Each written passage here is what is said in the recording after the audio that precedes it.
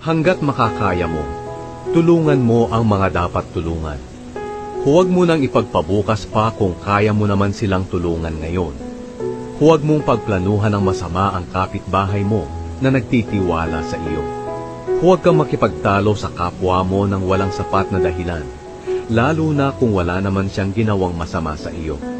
Huwag kang mainggit sa taong malupit o gayahin ang kanyang mga ginagawa, sapagkat nasusuklam ang Panginoon sa mga taong baluktot ang pag-iisip, ngunit nagtitiwala siya sa mga namumuhay ng matuwid.